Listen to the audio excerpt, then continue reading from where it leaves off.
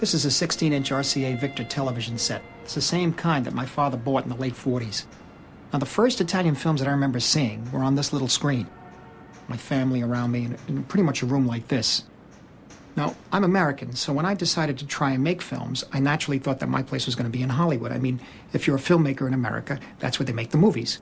But then, the more films I made, the more I realized what an indelible mark Italian cinema had left on me. So as a filmmaker, I'm kind of caught. I've never really felt like a Hollywood director, or at least what my idea of a Hollywood director is supposed to be. And obviously, I'm not an Italian filmmaker either. So I guess I have to find my home somewhere in between. I suppose it's the only way I'm going to feel comfortable. These days, it seems as if American cinema is all there is, and that all the other cinemas are secondary, including Italian cinema. And that really worries me. In fact, it's the reason I'm making this documentary. The fact is, I know that if I'd never seen the films that I'm going to be talking about here, I'd be a very different person, and of course, a very different filmmaker. I guess I've always linked my movie-going experience with my family. I remember very well my father taking me to the movies and the two of us sharing those remarkable images and those very strong emotions up there on the screen. And they left such an impression on me that today, much of the desire and the need to express myself on film, I think, comes from that experience with my father. My father was a worker. He was a presser in the garment district in New York. But he loved movies, and through movies we were able to communicate, I think. When we watched movies on television, the whole family was often there, including at times my grandparents, my mother and father, and sometimes my brother Frank. And television was very different in those days. There was obviously no cable, no color TV, of course, and certainly no satellites. And there were only a few available channels, like 3 or 4 channels. And these channels were always in desperate need of programming. Francesco! Francesco! Francesco, I tedeschi, I fascisti stanno circondando. Friday nights were different because there were so many Italian Americans in New York at the time that one station showed Italian movies with subtitles. Now, there weren't that many TV sets in the neighborhood, so friends and, relatives would come over and watch these movies with us. Italy was just coming out of the devastation of World War II, and the films we saw had very powerful, strong images.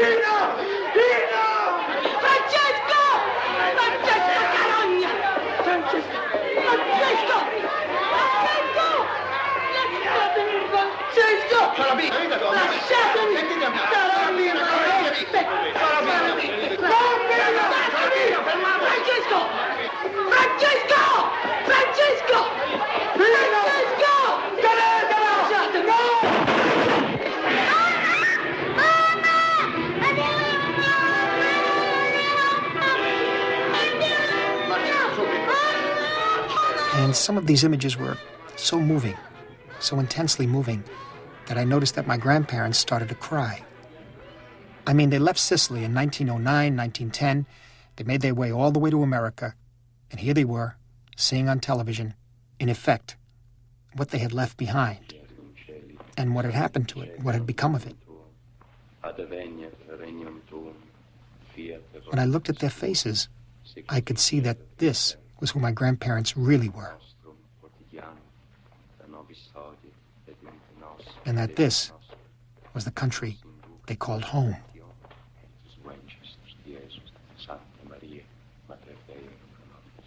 And it was overwhelming, because for the first time, I became aware that this was where I came from.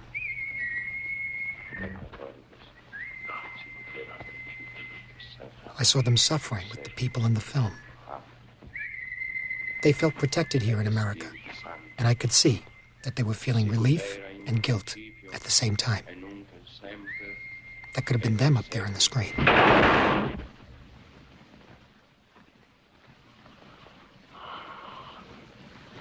Feuer! Io perdono Feuer! loro. Mach Schluss!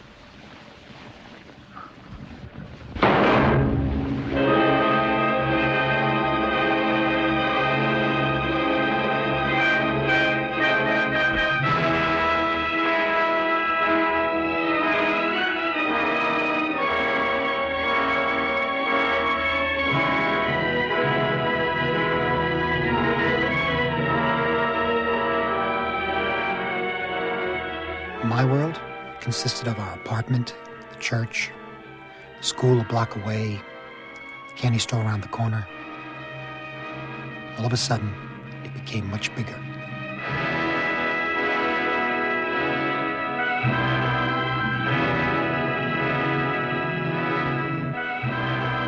My grandparents were Sicilian immigrants who only spoke Sicilian. They never even became American citizens. They could hardly speak or write in English, and they were fairly literate in Italian. My father's family came from Polizzi Generosa, which is in the province of Palermo. And my mother's family came from Cimina, which is also in the province of Palermo. Now, people from these two towns lived across the street from each other, that is, on Elizabeth Street in New York, but they kept at a distance. And this was just one of the many customs sort of carried over from the old world. My grandparents didn't really deal with America. I mean, my parents, their children, used to go to work in the morning as if they were venturing forth into some unknown territory, which just happened to be right around the corner. And then every night, they'd come back home to Elizabeth Street, which is right here. And this is actually the building I'm standing on is the one I grew up in, 253 Elizabeth. Elizabeth Street was Sicily, and every building was a different village. In fact, it was only after a number of years that you saw intermarriage between people from different buildings. So over the years, I've tried to find out as much as I can about my family's history and where we came from. I learned that Polizzi, the town my father came from, was a center for Benedictine monks returning from the Crusades, and that the town was called Generosa by Frederick II, who was the Holy Roman Emperor. And at one point, in my mother's hometown, Cimina, they had as many churches as they had people. Now, these towns lived through the Greeks, then the Phoenicians, the Romans, the Byzantines, Saracens, Normans, French, Spanish, and in this century, the Nazis, and then the Americans. And they survived them all. My grandparents took that history of survival with them when they left Sicily, and they never went back. This is a Sicilian street festival, the Festival of St. Ciro, who's the patron saint of Cimina. Only this isn't Cimina. It's Elizabeth Street in New York. This is movie footage that I saw for the first time only recently. My cousin gave it to me. It was shot 60 years ago by my uncle, his father, before I was born. Seeing these images, everything the world was then, my world, a world that's gone now, came back to me in a flash. This was shot in my grandparents' apartment, my father's parents. And this is really the way I remember it. People always crowding around each other, small rooms, and obviously this is some sort of a special event, must be a wedding or christening or something, I'm not sure. This is my father's mother, and here's my father's father, and my mother's mother. And actually, this is my father who's playing the mandolin or something. I must say, I don't ever remember him looking like this. I always remember him a little older, heavier, and balding. Here's my father's mother again. And she's in front of the store that they ran back in those days. As my father's father. That store I'd heard about for so many years, but this is the first time I'm actually seeing pictures of it. And that woman with the bag of groceries is my mother's mother. She's about to go into her building. That's the building where my mother was born. I never thought I would see any of these people move again. This is the world of my childhood, a world made by people like my grandparents in search of a better life. Now, they never set out to teach me about where I came from, and I never asked. I learned simply from watching them and the movies about their homeland. And so they were the first connection with that ancient land of Sicily. If you're poor in Sicily, and my grandparents and their families were dirt poor, life can be very tough. That's why so many Sicilians came here to America. And the lesson of survival that's been passed down for centuries, that was carried over to the New World, is a pretty brutal one. And that is, you think twice before you trust anybody outside your own family. Think about it. Your country, your homeland changes hands again and again over thousands of years. So who can you trust? The government? The police? The church? No. Only your family. Only your own blood. So it was with my family that I started watching and grew to love Italian cinema. With, of course, a special fondness for films set in Sicily.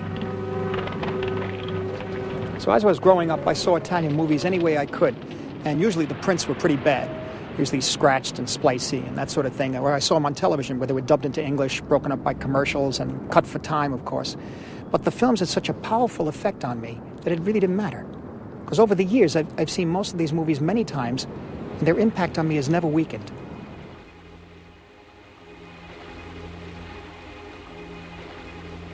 The very first Italian film I remember seeing as a child was on television, and it was Paisan.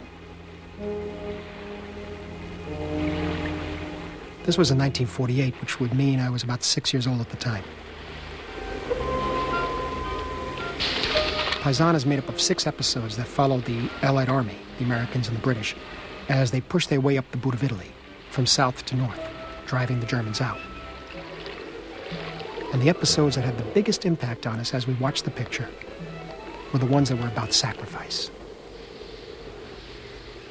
And these sacrifices were for something that I guess I really didn't understand at the time, at such a young age. They were for freedom.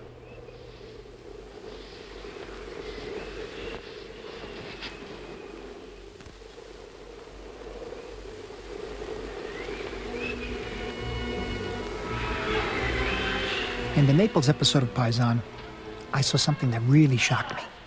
I realized that if my family had never left Italy, I could have been one of those kids up there on the screen, reduced to stealing shoes, selling them on the black market.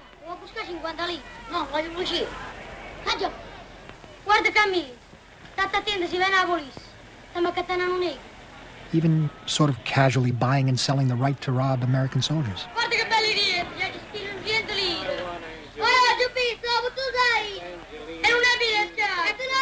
Now, these kids were already so toughened up by war and what came after it that they learned every trick in the book.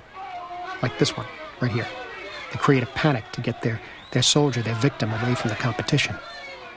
Now, it's got to be put into a context. I mean, at the time, I was going to see almost every Hollywood picture that opened. I mean, that's what I was used to.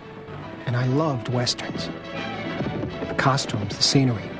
I mean, places as far away from New York as you could get. I especially liked Roy Rogers. I mean, everything about those pictures, those images were very simple. Their stories were very simple. And even though I got caught up in them, I knew they weren't real. In fact, that's why I liked them. They were fantasies. It's amazing to think now and realize that on the same day I might have seen a Roy Rogers picture, I went home and saw Paisan on TV. I mean, Paisan was no fantasy. Especially this Naples episode.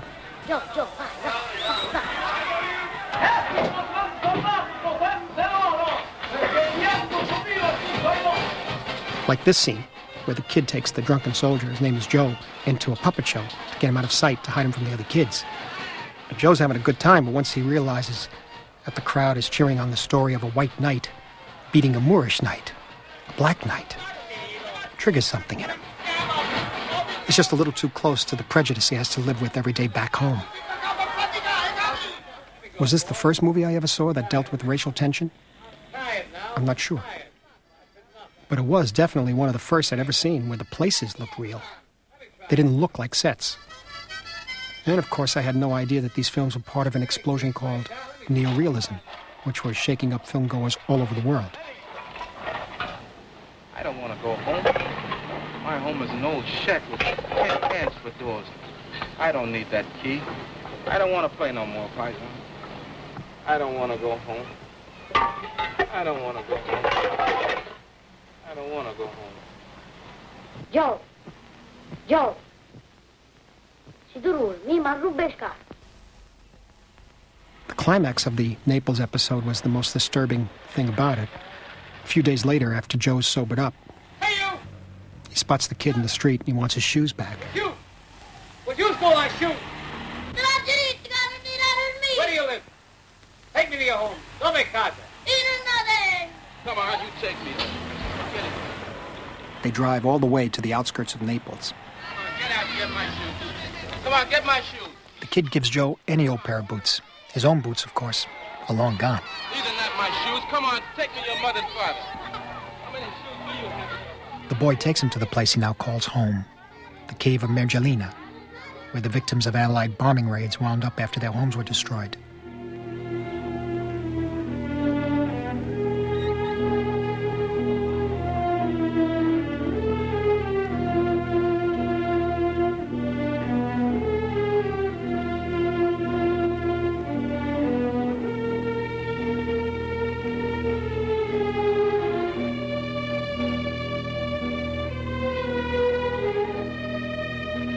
Joe's seen a lot, but he's never seen anything like this.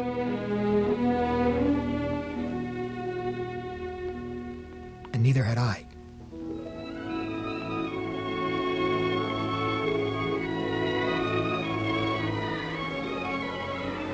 Where's your mother and father?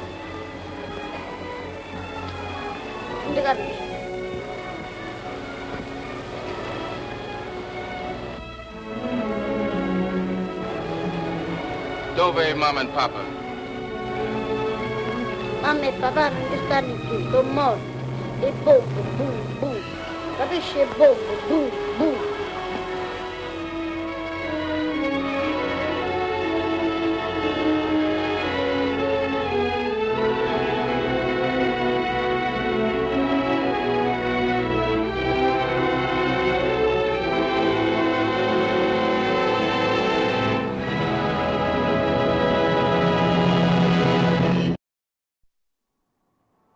The emotion of this picture was so strong that you could feel it come through some of the worst prints you've ever seen. Now, this is the way I saw Paisan on TV in 1948. I mean, the print was so dark, you could hardly see what was happening. But despite that, everything essential came through.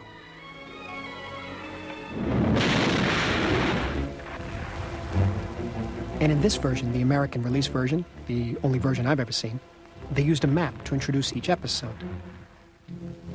Now, the Sicilian episode is the first one in the movie. And for my family, it was obviously the most important. When it came on, everybody in the room really paid attention. Go.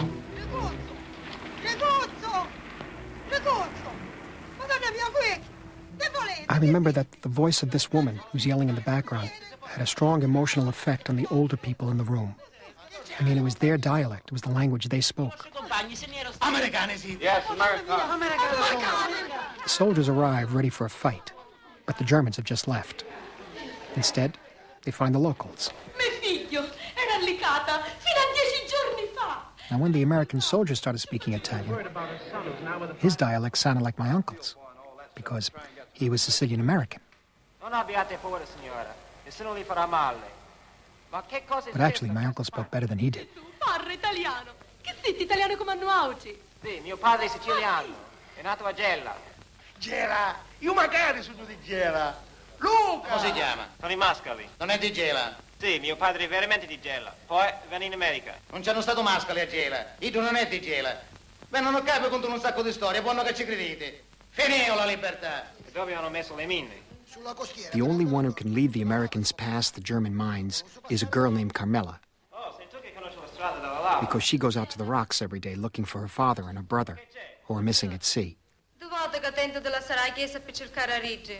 Hanno paura di mandare a me sola. Vi ci accompagno. Conosco bene Asciata. Vengo con voi. Ma figlia, non ci puoi ir sola, questa gente sconosciuta. Non ne va. After she guides the platoon safely through the minefield, Carmela has to stay behind as a lookout with one of the soldiers who's named Joe.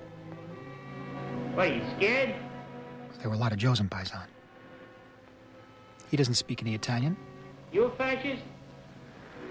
I'll bet you're a fascist. And she doesn't speak any English. Good girl. You're no fascist, really. She makes sure Joe covers the flame from his cigarette lighter because she knows that the Germans could still be close by. Come on. We got a couple hours here together. I'm in no mood for an argument.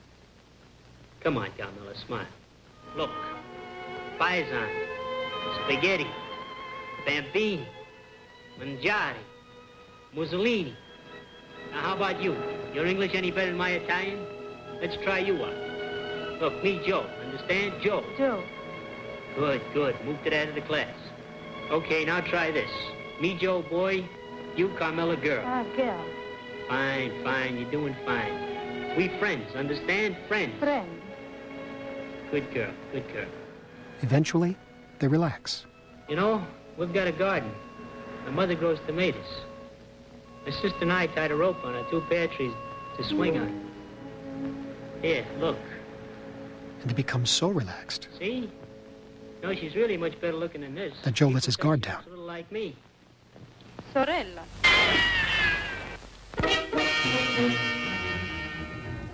Was ist los? Warum hast du geschossen? Ich habe ihn nicht gesehen. Komm, er ging. Doch, habe ich nicht gesehen. Joe's badly wounded, and Carmela covers the trapdoor right over him to hide him from the Germans.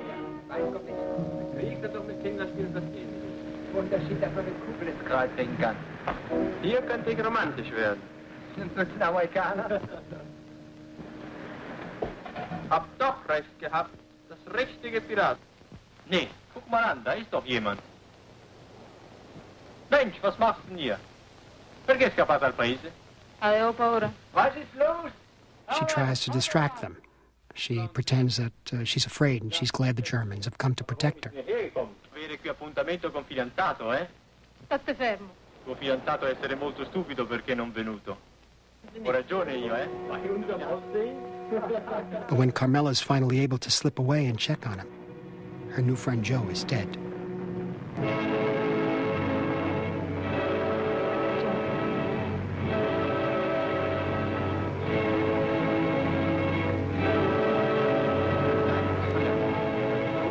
Bei uns gibt's keinen. Morgen gibt's einen Gegenangriff und da wird's blau wie die Haare. Die Sache gibt's.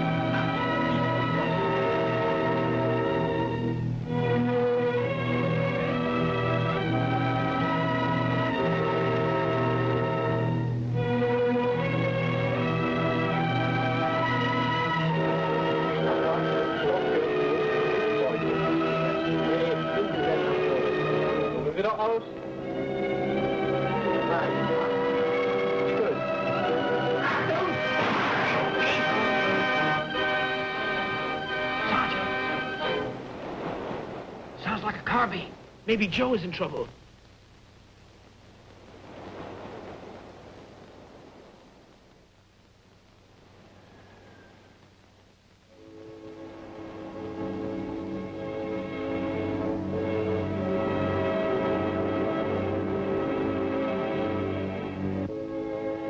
When the Americans come back, they find Joe's body. And they assume that he was murdered by Carmela. Wow, that dirty little lot, huh?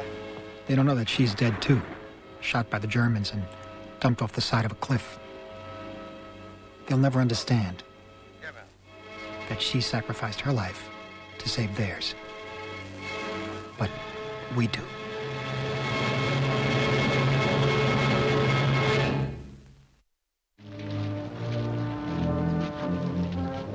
Now, I also remember seeing another kind of Italian film around this time. Fabiola really captured my imagination. It It was the first Italian epic I ever saw.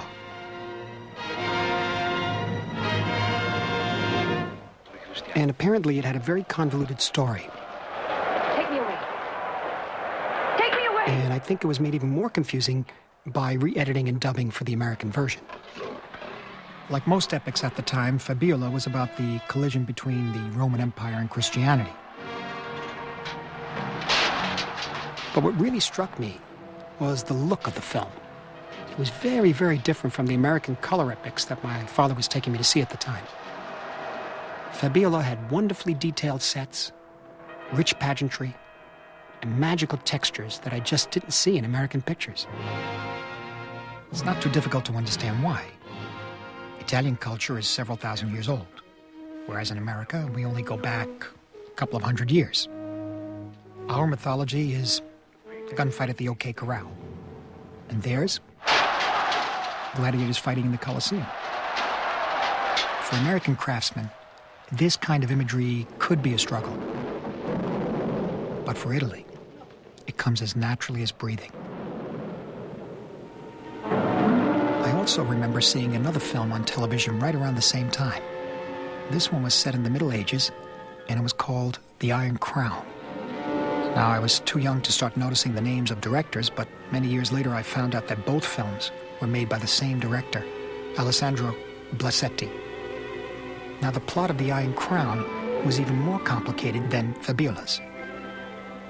But it really didn't matter, because I could lose myself in this picture. This was a child's dream world, straight out of Italian folklore. And because the sets and the costumes were so beautifully crafted, the dream was very powerful.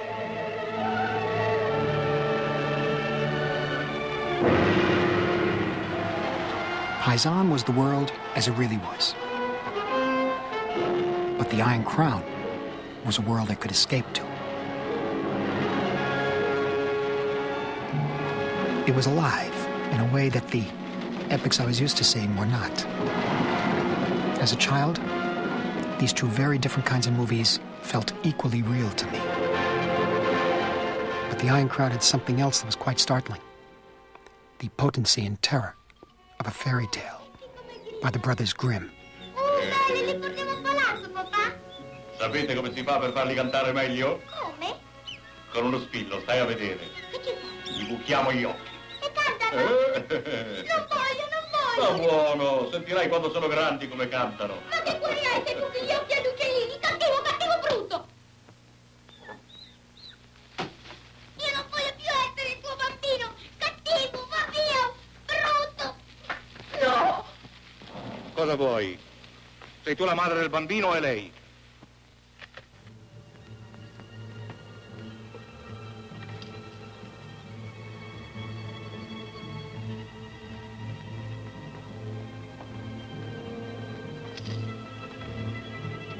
Chiumba.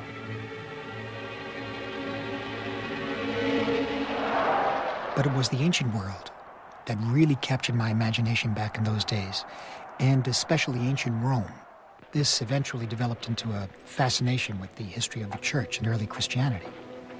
So I started collecting comic books that dealt with stories about the Roman Empire. I also collected pictures that I'd cut out of Latin grammar books from school. But that wasn't enough. I wanted to make my own movies, my own epics. So I started to draw storyboards. I mean, I didn't know there were storyboards at the time. It was the only way I could do it. So I made storyboards for some of these imaginary epic films that I had in mind.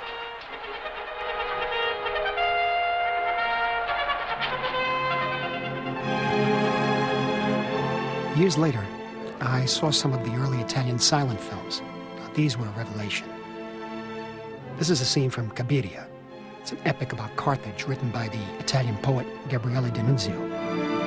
Cabiria was a huge influence on D.W. Griffith and a major inspiration behind his film Intolerance.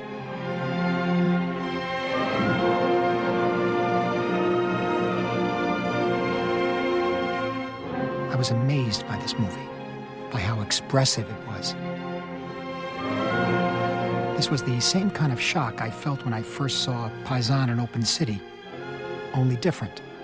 It was as if I'd found a secret door that led right to the heart of the ancient world. Kabiri's powerful images could only have come from a country whose historical imagination stretched back thousands of years. I mean, I had the feeling I was watching a newsreel of ancient Rome. So as a child, I'd already encountered the two extremes in Italian cinema. They were forever linked in my mind: the epic and neorealism. Now, every movie is the product of its own time, but the neorealist movies were much, much more than that. After neorealism, nothing would ever be the same again. By the time the war finally ended in 1945, the Italian movie industry was a shambles. The Germans had confiscated all the film equipment, and they'd converted Cinecittà, the studio, into warehouses. And of course, these were promptly bombed by the Allies. And after the Germans retreated from Rome, the studio became a refugee camp. So Italian filmmakers were sort of on their own, with very, very precious few resources. And the nation of Italy itself needed to be reborn. How did the film industry, which was in a state of complete disarray, come to play such an important part in this rebirth? How did it come to represent an entire people, desperate to redefine themselves after 20 years of fascism and the devastation of war? Quando attrezza, la campana suona martello, a quelli che hanno gli uomini al largo sulle barche, gli si stringe il cuore. If you ever have any doubt about the power of movies to effect change in the world, to interact with life and fortify the soul, then study the example of neorealism. So what was neorealism? Was it a genre? Was it a style? Was it a set of rules? Well, more than anything else, it was a response to a terrible moment in Italy's history. The neorealists had to communicate to the world everything their country had gone through. They needed to dissolve the barrier between documentary and fiction. And in the process, they permanently changed the rules of movie making.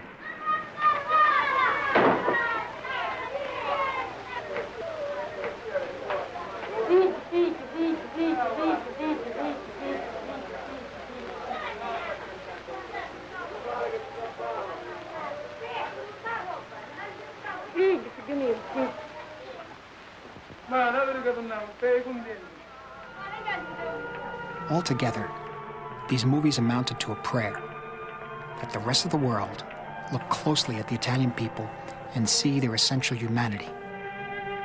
That's why they had to be truthful. There was no choice. So neorealism wasn't just a question of making the best of a bad situation, although it was that too. No sets? Use real locations. No money to pay real actors? Use non-actors. And since the people and the places would come right out of the landscape, so would the stories. I mean, in fact, there were sets and actors in many of these films, but what's important is that for the first time, illusion took a back seat to reality. Take this character, for instance. Here's a man who's been out of work for as long as he can remember. And when he finally finds a job, he needs only one thing to hold it down: a bicycle. And on his first day at work, somebody steals it. So throughout the whole film, he spends the next day looking for it, combing the streets of Rome with his son. Pietro, prendi entrambe e va a Montesacro, aspettami là.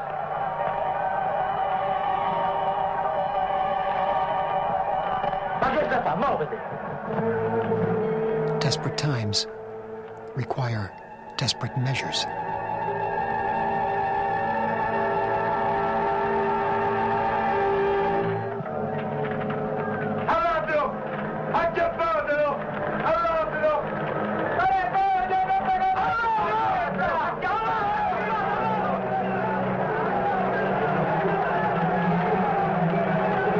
The neorealist directors didn't just want to make these films, they had to make these pictures. Beyond everything else, neorealism came to exist out of a moral and a spiritual necessity.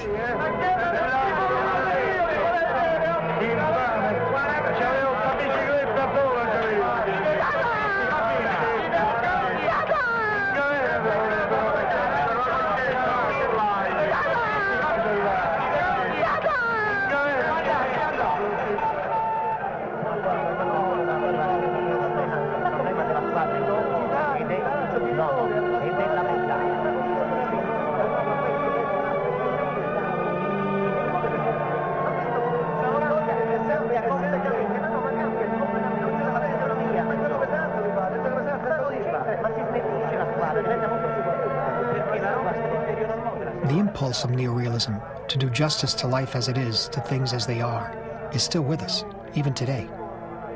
I like to think of neorealism as the seed from which a beautiful, solid tree has grown. And the branches on that tree represent virtually all the major Italian filmmakers of the post-war era. For me, it's the most precious moment in film history. Roberto Rossellini, Vittorio De Sica, Luchino Visconti, along with their writers who included Sergio Amidei, Federico Fellini, Suso Cecchi D'Amico, and Cesare Sabatini. They made the films that define neorealism: Open City, Paisan, The Bicycle Thief, La Terra Trema. Now, these films continued to be a source of inspiration for directors from all over the world. In the past, the New Wave in France, Cinema Novo in Brazil, today the new filmmakers in Iran and Taiwan, not to mention many directors over the years in America, especially independent cinema. In a way, you could say that neorealism began with Roberto Rossellini. He was born in Rome in 1906. His father built and owned the first modern movie theater in Rome, the Cinema Corso. And when he was young, he started going to the movies there every day. And of the many films he saw at the Corso, 2 pictures by the American director King Vidor, The Crowd and Hallelujah, they seem to be especially meaningful for him. It's not surprising. They're both great movies, landmarks in fact, and they've been meaningful to many filmmakers, including myself. Rossellini's father died when he was 26, so he was forced to do something he'd never done before: get a job. And that's when he turned to film. He started off doing sound effects, editing, and dubbing. And he was drawn to the documentary form right from the beginning. His first films were short documentaries about animals. Actually, later this proved to be a lifelong interest. His cameraman on some of those films was Mario Bava, who would eventually become a great director of Italian horror films. Now, for me, it's pretty funny because I can't imagine any 2 people more opposite working together.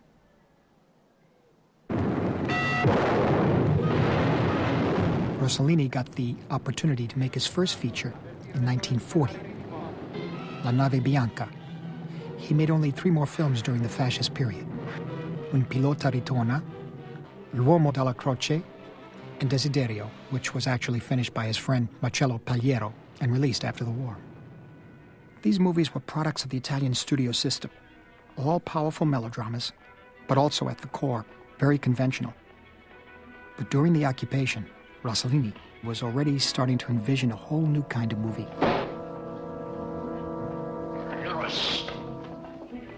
When you're a filmmaker, you gotta get the money first. That's just the reality of the business. So as De Sica once put it, it's not as if Rossellini, Visconti, and myself sat down in the Via Veneto one day and said, hey, let's create neorealism. I mean, it basically started with filmmakers just trying to get their movies made. We're looking for money. We have no money to finish our film.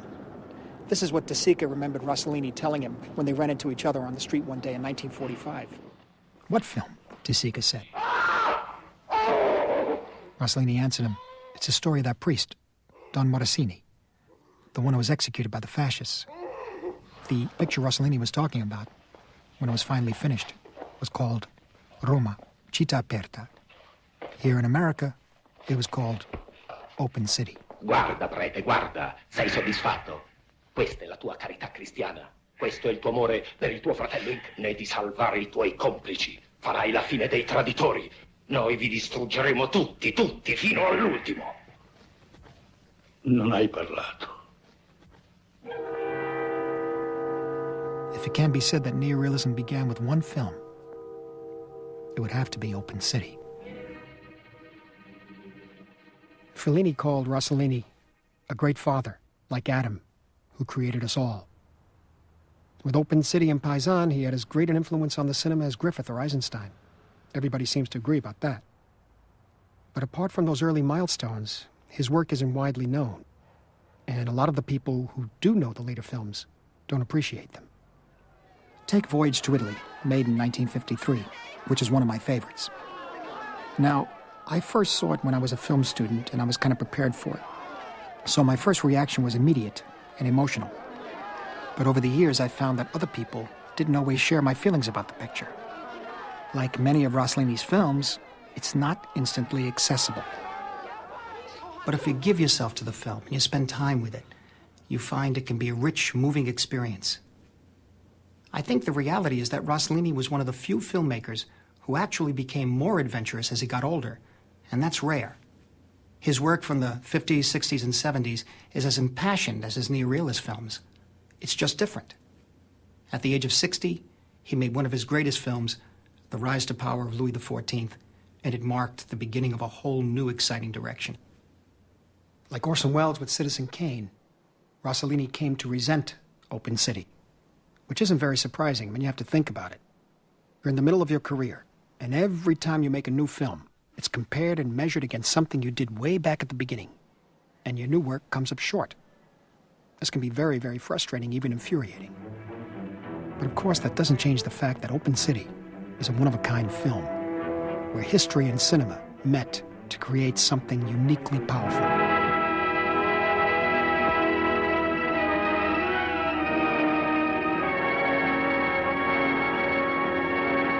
Open City became a worldwide success, a phenomenon, really. But it started slowly. First it caught on in France, then in America, and only then in Italy. At the time, Life magazine wrote that the film helped Italy to regain that nobility it had lost under Mussolini. It's not the kind of thing you usually read about a movie. So in a way, Open City became the new Italy's ambassador to the world. It's a film about ordinary people. A priest, a pregnant woman, a group of communist resistance fighters, a few kids, who all become heroes under extraordinary circumstances. It's also a film about occupation and its price, whereas Paisan is a film about liberation and its price.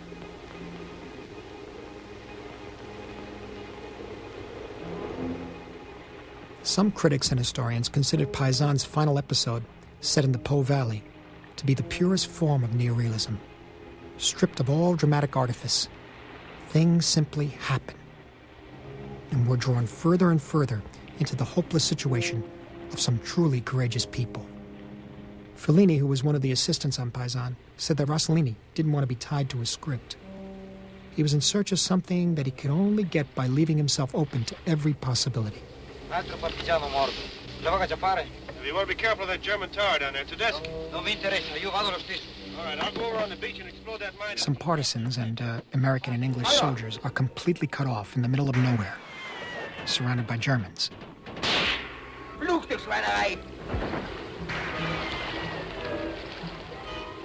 They find out that they won't be getting any support from the Allies. What have you heard from 15th Army headquarters?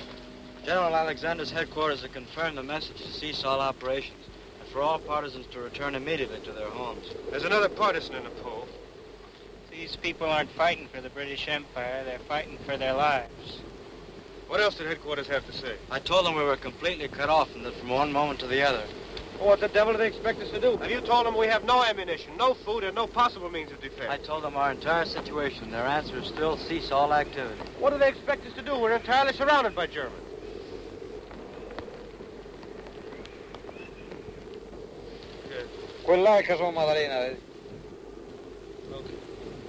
They get so hungry that they're forced out into the open. Ciao, le qua Cingolani. Oh, avanti Cingolani. Buonasera ragazzi. Chi novità che? Ieri tutti i tedeschi è venuti fin qua. Lascia chi cerca, miei pure nessuno. Padre lo sapevi che miei americani nascosti? Sì, sì. Le 3 giorni che non posso attaccare il fuoco perché i tedeschi vedono il fumo. I gavedetti dappertutto. E fuori ci danno la caccia forte. Avresti niente da darmi da mangiare? Quel che avevamo, un poco di polenta. Podemos cocinar dos pisati? Sì, vedo fuori uno, un bravo ragazzo, un americano. Forse chiamalo, Ciamelo. You got a lot of mosquito bites there, youngster. I have something for that. The American soldier finds a way of repaying the family for their kindness. I want to be careful with it, though. Nascante. The family prepares a meal for the men. Polenta and eels. Seems pretty simple. Fishing for the eels, picking them out, and then killing one. right in full view of the camera. Just an act of everyday brutality. And it's also a way of preparing us for what's about to happen.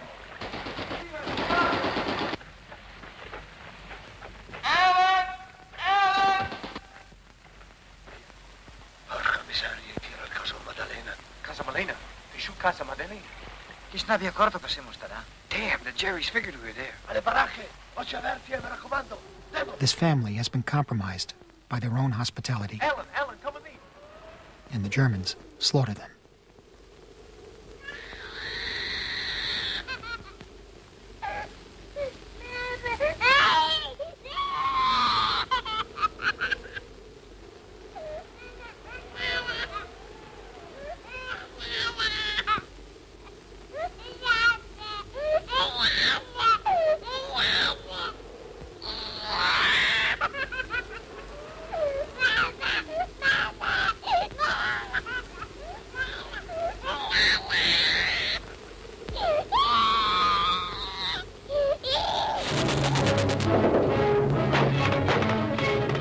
Fellini said that Rossellini seemed to know exactly what he wanted during the shooting of this episode. He was driven to find a new way of telling a story on film, where nothing is artistically embellished or enhanced, where everything seems to be simply unfolding as in life.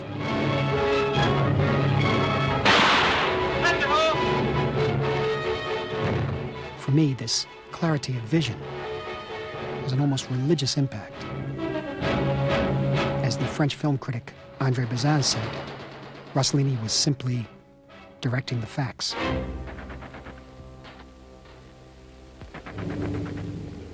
The Germans win the skirmish, then they separate the Allied soldiers from the partisans.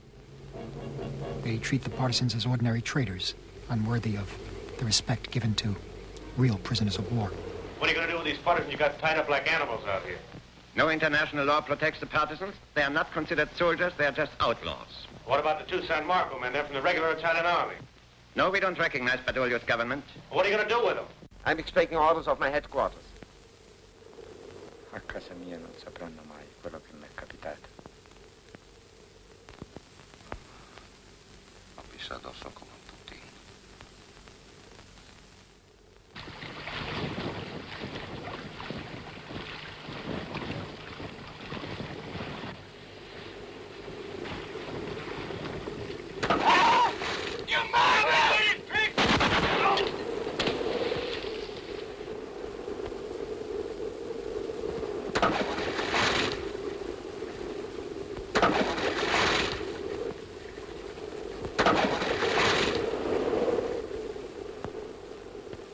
Questo accadeva nell'inverno del 1944. All'inizio della primavera la guerra era finita.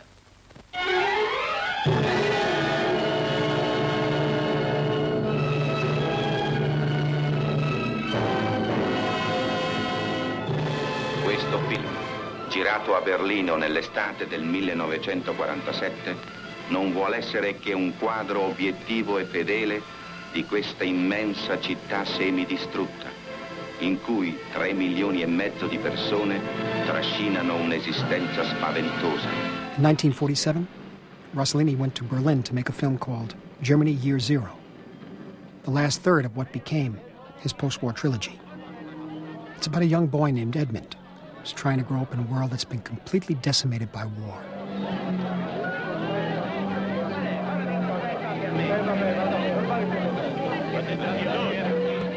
Edmund has nothing, and nothing to look forward to. In this world of corruption and never-ending horror, the only rule is survival.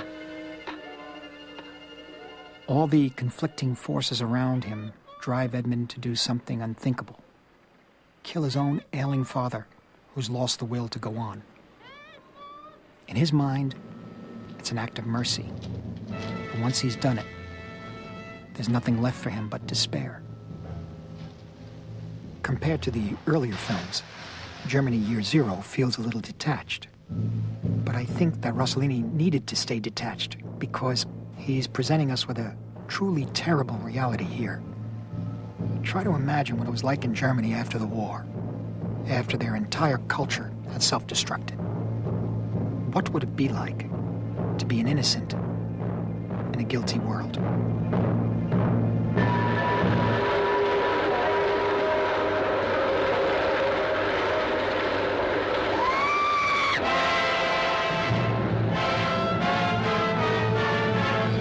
For me, Germany Year Zero is a film of real compassion. Edmund's death is a lonely sacrifice, just like Carmilla's. In fact, sacrifice is what links the three films in the trilogy. I think that Rossellini was pleading with the nations of post-war Europe to find some sympathy and tolerance for their former enemy, so that they could all go on together. And I don't think anyone else had the courage to make a movie like this in 1947. Rossellini followed Germany Year Zero with something different, a sort of tale called The Miracle. Federico Fellini wrote the story, and this is Fellini himself right here, playing a drifter. The Miracle is a vehicle for Anna Magnani. In fact, it's unthinkable without her. She plays a shepherdess, a woman of limited intelligence but infinite faith. Oh Gesù, Giuseppe Maria. Ma perché te ne vai? Non te ne andare, no. Ti posso parlare, sì. Dio, che consolazione. Bello, bello, santo mio, bello, che felicità, che gioia. Tu mi fai morire, è fatta. E mi porti con te lassù in paradiso, nella contemplazione del Signore. The Miracle is about the question of faith, and it's a running theme in Rossellini's work at this time. I think he was trying to ask the question, how can faith survive World War II and the horrors of the Holocaust? Tu sei passato per il paese, eh? E non t'hanno visto. Certo, non sono degni. Non sono degni, invece io.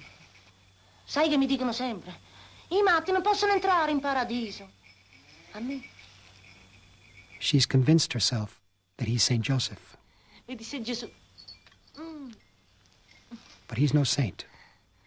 And he makes the most of the situation. Che paradiso. Che paradiso in terra. Ah, matta ha ricevuto la grazia. Io sto male. Sto male.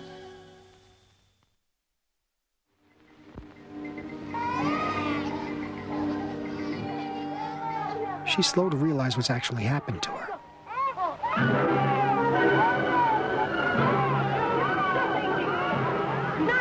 Ma tu fai che stia in giro?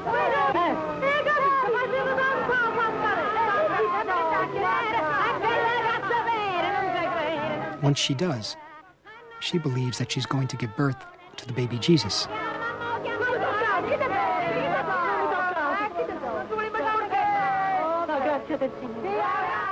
The homeless people she stays with throw her out. The people in town have absolutely no sympathy for her whatsoever. To them, she's just a fool.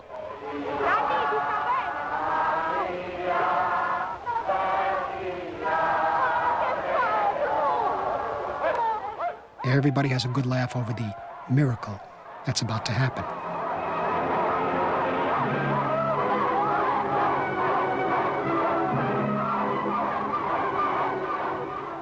But then, there really is a miracle. A child is born. The miracle is life.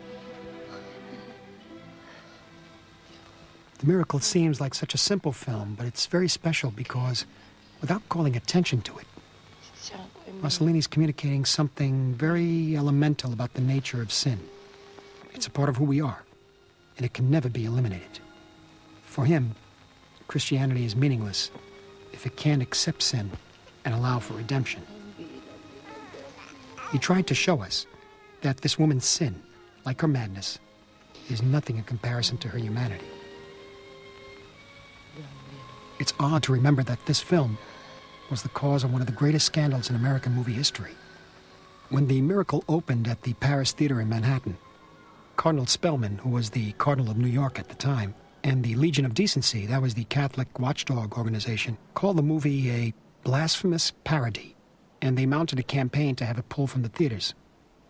Joseph Burston, the film's U.S. distributor, took his case all the way to the Supreme Court. And on May 26, 1952, the court decided in his favor. They held that movies were entitled to the same freedom of speech as the press, and they completely struck down the idea of blasphemy as grounds for censorship. Now, I've run into plenty of my own problems with censorship, so I know from personal experience what a landmark decision this was. The miracle caused a scandal, but it was nothing compared to what happened a year later with Stromboli. Stromboli was the first Italian film I ever saw on a big screen in a theater. Even at the age of 7, you could feel the scandalous air around the movie. I mean, you can almost taste it right there in the theater. Of course, I'd overheard my parents talking privately about the details. Rossellini and his star Ingrid Bergman had had an affair and then a child out of wedlock. Now, today it doesn't seem like a very big thing, but it was back then. They were condemned throughout America, and not just by the church this time. They were actually condemned on the floor of the American Senate.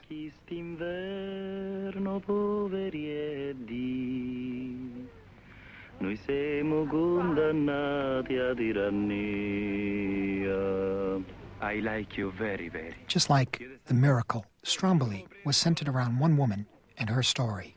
And this was a problem for critics who felt that Rossellini had drifted too far from pure neorealism. Hello. Good evening. The fact that the woman was played by Ingrid Bergman, one of the biggest stars in Hollywood, only made matters worse. Rossellini had betrayed the movement that he'd helped to invent. Actually, he was growing and changing as an artist, but people got very angry with him. And so he really got it from both sides of the Atlantic with Stromboli. Why do you laugh?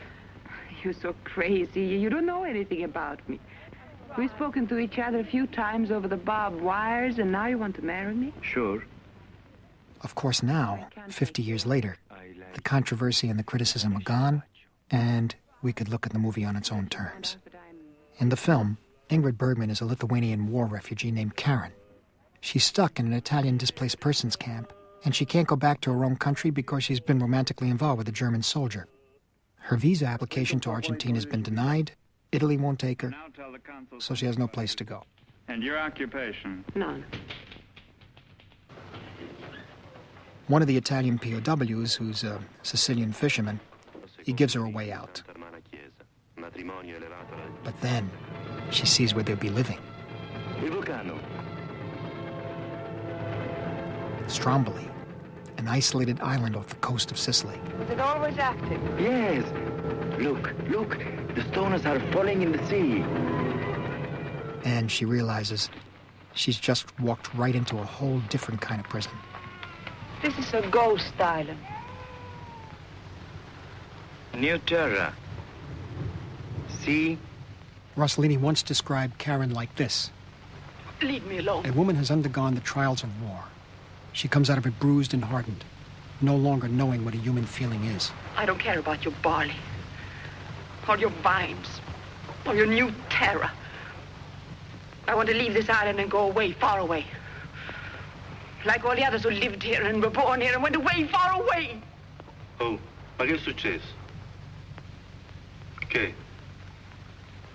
Listen, this is my home. You're my wife. You stay here because I want to. Every morning, her husband goes out to sea with the other fishermen.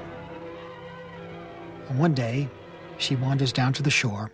A man comes by, and he shows her how they look for fish.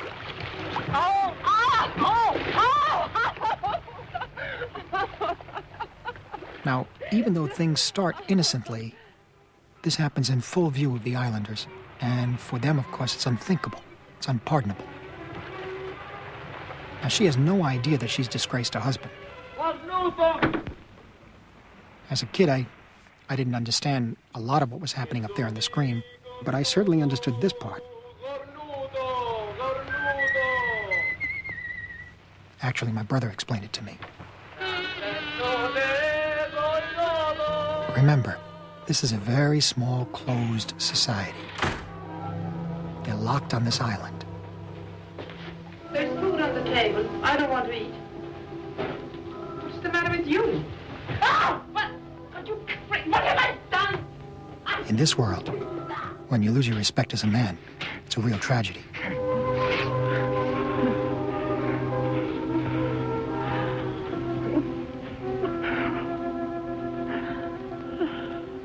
She becomes so desperate that she'll do absolutely anything to get off this island. Oh, you're a good man. So she pays a visit to the local priest, who offers to help her and her husband emigrate. Grazie. But she wants to make sure he's going to help. You're a sensitive, experienced man. I'm only a poor priest. Watching the scene, young as I was, I could tell just by the body language that something truly forbidden was being played out.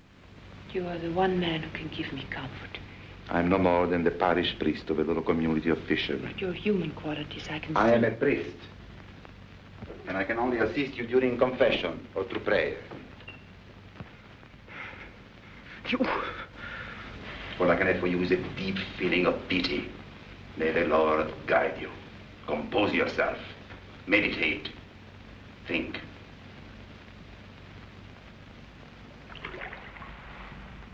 The tuna catching scene is the center of the whole movie, the heart of it. You're slowly drawn into what is really the core of existence for these people. The praying, the waiting.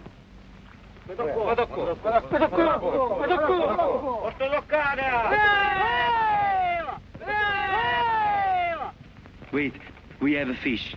It's as if the camera had been there thousands of years ago to record an ancient ritual of food gathering, long before history was ever written, when it was still something that was passed down from one generation to the next.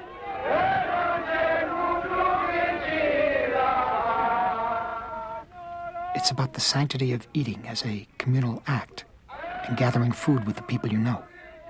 The food is sacred, a gift from God.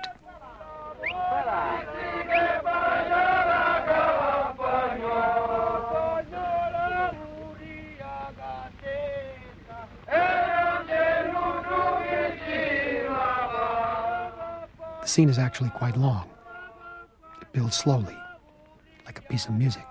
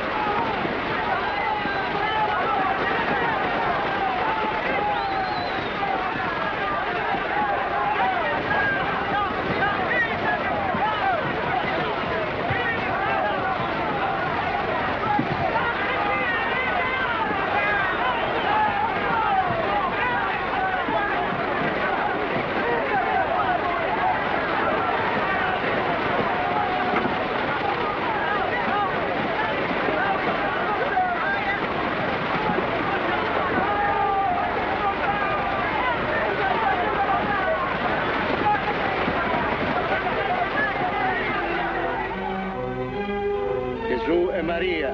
Gesù e Maria. Grazie Gesù, grazie Maria. Did you like the fishing? No, it was horrible. What's the matter? I don't feel well. Why?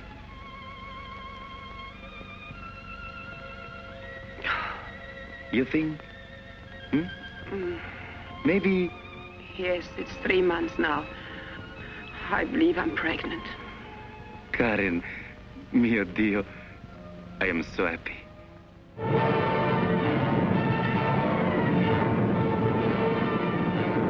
When the volcano threatens to erupt, the islanders go out in their boats and wait it out.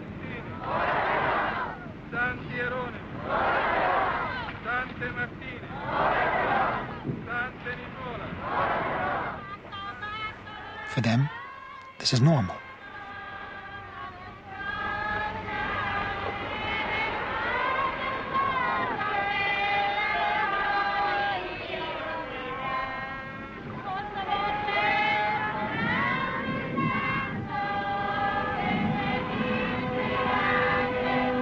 But for Karen, she's reached her limit, and she can't take it anymore.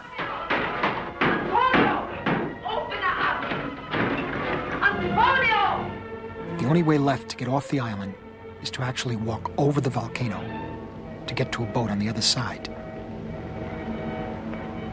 Because of Ingrid Bergman's presence in the film, Stromboli was produced by RKO, which was owned at that time by Howard Hughes, who really didn't know what to do with the picture. So he cut 25 minutes and inserted a voiceover at the end, tying up all the loose ends and reassuring us that Karen returns to her husband.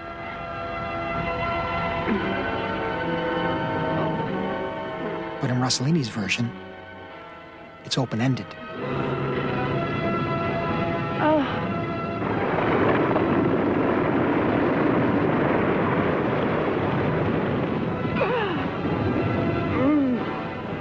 What happens to Karen up here in the volcano? Rossellini once said the important thing was to find out if this woman could still cry. Finish it.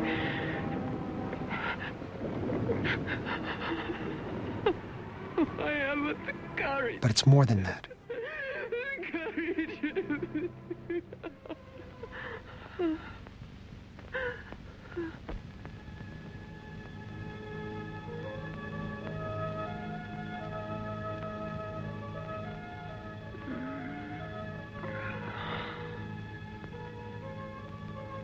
Here's a woman who's undergone a series of horrible trials and who now has a baby growing inside of her. And at the edge of the volcano, she wakes up to a new spiritual reality.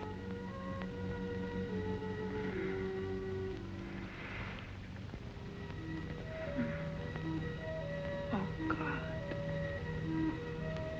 It doesn't matter whether or not she goes back to her husband. This is a film about her journey, a journey that many of us may have gone through at different times in our lives. What mystery. Suffering, acceptance, transcendence. What beauty. And finally, peace.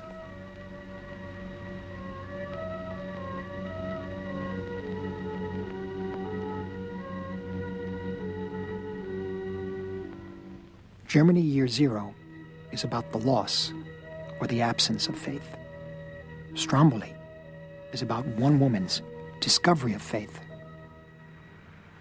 And then Rossellini made a film about having faith, the embracing of faith. With Fellini, he adapted Flowers of St. Francis, a book that was written in the 14th century.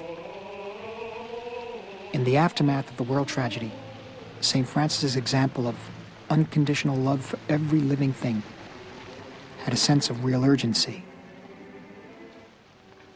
I'd never seen the life of a saint treated on film with so little solemnity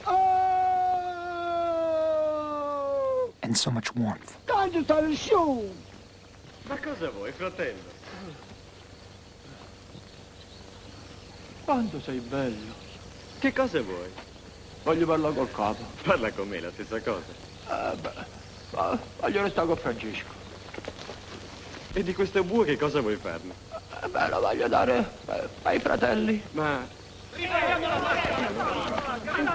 nonno è impazzito! Lui è un vecchio rimpiazzito! No, ma sì, non possiamo regalare una vacca! Per noi non ne abbiamo bisogno. Di lui mi prendo cura io, andate.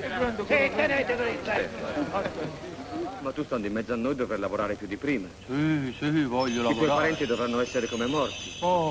E stare in mezzo agli umili per predicare, lavorare. Lavorare, dire tutto, cosa. Ma non ti è sembrato duro lasciare i tuoi familiari? Tutto. Ma che cosa vuoi da Francesco?